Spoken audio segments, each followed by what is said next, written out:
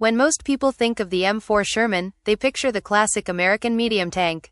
Reliable, mass-produced, and not exactly fearsome in the eyes of experienced German tank crews. It was a solid workhorse. Yes, but in its standard form, the Sherman wasn't known for overpowering German Panthers or Tigers. That perception, however, shifted dramatically when the Sherman found its way into Canadian hands. Canadian forces didn't just take the tank as it came off the assembly line. They saw an opportunity to tweak, modify, and enhance it in ways that made it a far more formidable opponent on the battlefield. From the outset, the Canadians were pragmatic about what they wanted out of their tanks. They recognized the Sherman's advantages: its mechanical reliability, ease of repair, and the sheer numbers in which it could be deployed. But they also understood its weaknesses, particularly against heavily armored German tanks. Rather than accepting those limitations, Canadian crews and engineers began experimenting with upgrades that could turn these shortcomings into strengths. One of the most notable changes was the improvement of the Sherman's gun. While early models were equipped with a 75mm cannon that struggled to penetrate the armor of Panthers and Tigers at a distance, Canadian modifications often involved the integration of more powerful guns, including the 17-pounder on what became known as the Sherman Firefly. This upgrade alone transformed the Sherman from a defensive support vehicle into a credible anti-tank platform capable of taking on the German heavyweights head-on. But it wasn't just firepower that set the Canadian Shermans apart. It was also armor and survivability. Canadian crews frequently added additional plating to critical areas, and they experimented with field modifications that enhanced the tank's ability to withstand enemy fire. These changes weren't always factory standard. They were often born out of the necessities of combat and the ingenuity of crews who had learned what worked and what didn't under fire. By the time these tanks rolled into Normandy or pushed through the hedgerows, they were more than just Shermans. They were uniquely Canadian war machines, optimized to survive and fight in the brutal European theaters. Beyond hardware, the Canadians also introduced tactical refinements that maximized the Sherman's effectiveness. Unlike some Allied forces, who relied heavily on numbers and brute force, Canadian units emphasized coordinated maneuvers, camouflage, and ambush techniques that leveraged the tank's strengths while minimizing exposure to its weaknesses. German crews, accustomed to encountering standard Shermans, found themselves facing opponents that not only hit harder but also thought smarter on the battlefield. This combination of upgraded armor, superior firepower, and tactical ingenuity is what began to change the German perception of the Sherman from a harmless medium tank to something far more threatening. And, in many reports, Unhinged quote, "What makes this transformation so fascinating is that it wasn't about inventing a new tank. It was about taking an existing, reliable platform and making it uniquely effective in the hands of skilled and innovative operators." The Canadians didn't just accept the Sherman's reputation. They challenged it. And in doing so, they forced the Germans to rethink their assumptions about Allied armor. By the time the first modified Canadian Shermans engaged German forces in significant numbers, the psychological impact alone was substantial. German soldiers, who had once regarded the Sherman with mild disdain, suddenly found themselves facing a tank that could match, and sometimes surpass, their expectations of what a medium tank could do. In essence, the story of the Canadian Sherman is a story of ingenuity, adaptability, and a refusal to accept limitations. It shows how the right mix of equipment, creativity, and tactics can transform a vehicle from an average performer into something extraordinary. And why, in German eyes, the Sherman in Canadian hands became something entirely different. Unpredictable, formidable, and downright unhinged. Once Canadian Shermans hit the battlefield in force, the reactions from German forces were immediate and, in many cases, stunned. For months, German troops had grown accustomed to facing American Shermans in. While they respected the tank's reliability, they rarely saw it as a serious threat. The standard Sherman was considered more of a nuisance than a danger, something to be outmaneuvered or avoided rather than confronted directly. That perception changed dramatically when Canadian crews brought their modified versions into combat. German soldiers were suddenly dealing with a Sherman that could punch well above its supposed weight class, and that shift in battlefield dynamics had a profound psychological effect. Reports from German units at the time described the Canadian Sherman in almost mythical terms. Soldiers were frustrated and confused by a tank that seemed familiar yet somehow more aggressive. more dangerous, and far harder to predict. In some accounts, the term unhinged was used to convey exactly that.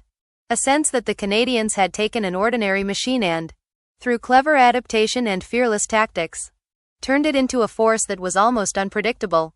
It wasn't just the upgraded guns or reinforced armor that mattered, though those were significant.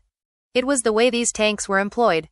The Canadians combined firepower with ingenuity, striking from unexpected positions, using terrain cleverly, and coordinating closely with infantry and artillery. The result was a Sherman that didn't behave in the ways the Germans had been trained to anticipate. This shift in perception was compounded by the psychological weight of seeing the same enemy tank behave so differently in battle.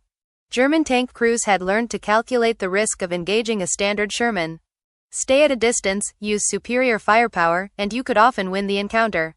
But the Canadian Shermans upended those calculations. Their enhanced guns could penetrate armor at longer ranges. Their reinforced hulls could survive hits that would disable a normal Sherman.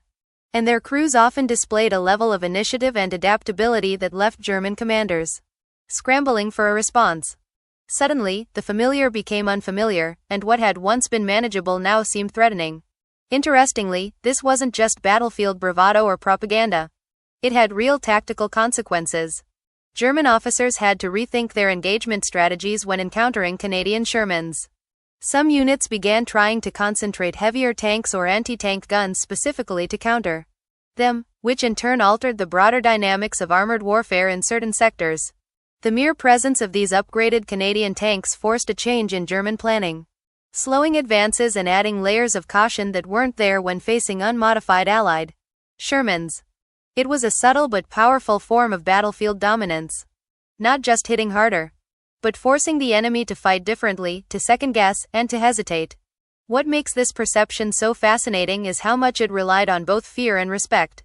The Germans didn't simply dismiss the Canadian Sherman as just another medium tank. They recognized that it had capabilities that exceeded expectations. Yet the unpredictability, the sense that the Canadians were using the same Sherman in ways they hadn't anticipated, made the tank seem almost unhinged in a psychological sense.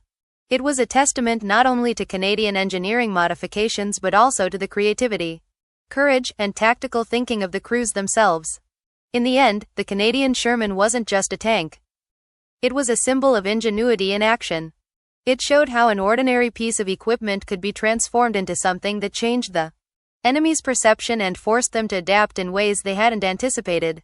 German forces, who had once regarded the Sherman with mild contempt, suddenly had to contend with a machine that demanded respect, demanded caution, and demanded a new way of thinking about armored warfare. That is why, in the eyes of the Germans, a Sherman in Canadian hands wasn't just a tank. It was something altogether different, unpredictable, and, in every sense of the word, unhinged. By the time Canadian Shermans were fully in action, their impact on the battlefield was undeniable. These tanks weren't just upgraded machines. They were instruments of change that affected both the tactical and psychological landscapes of the war. German forces, already wary after encountering the unhinged Shermans, now faced tangible consequences. Battles that were harder to predict, defenses that were harder to crack, and losses that were increasingly costly. The Canadians had found a way to take a vehicle that many considered average and make it a decisive factor in engagements, turning the Sherman into a weapon whose reputation could no longer be ignored. One of the most striking examples of this impact was during the push through Normandy. In the hedgerow country, visibility was limited, terrain was difficult, and ambushes were common.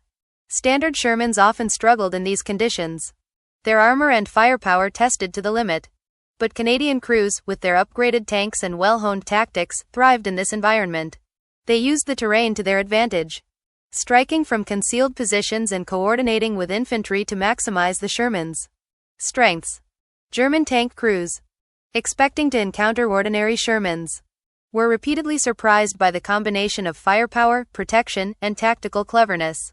These encounters often ended with the Germans forced to retreat or risk losing their own armored units to tanks that, in their eyes, seemed unpredictable and unnervingly effective. Beyond specific battles, the Canadian Sherman's influence extended to the broader theater of armored warfare. By demonstrating that a medium tank could be modified and used in innovative ways, Canadian units effectively challenged long-held assumptions about what tanks were capable of. Their success prompted Allied forces to pay closer attention to upgrades and battlefield adaptation. While German units had to reconsider the threat level of every Sherman they encountered, the psychological weight of this was immense. Soldiers fight not only machines but also the expectations those machines create. When German crews faced Canadian Shermans, they weren't just facing physical firepower. They were confronting a new level of uncertainty. A tank that didn't behave as expected, and an opponent who could exploit every opening. This impact wasn't limited to immediate tactical victories. It had a lasting influence on how armored engagements were conducted. The presence of Canadian Shermans encouraged combined arms thinking, where tanks, infantry, artillery, and reconnaissance worked together in a more coordinated way. German forces, already stretched thin and facing the logistical challenges of fighting on multiple fronts, found themselves reacting rather than dictating. They had to allocate more resources to counter these enhanced Shermans, diverting troops and equipment that might have been used elsewhere. In effect, the Canadians had created a ripple effect.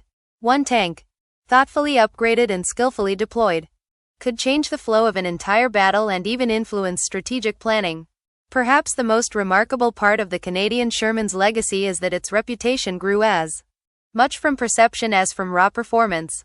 German soldiers spoke about it with a mix of respect and exasperation, recalling how it could survive hits that should have disabled it and strike with a force that seemed disproportionate to its size.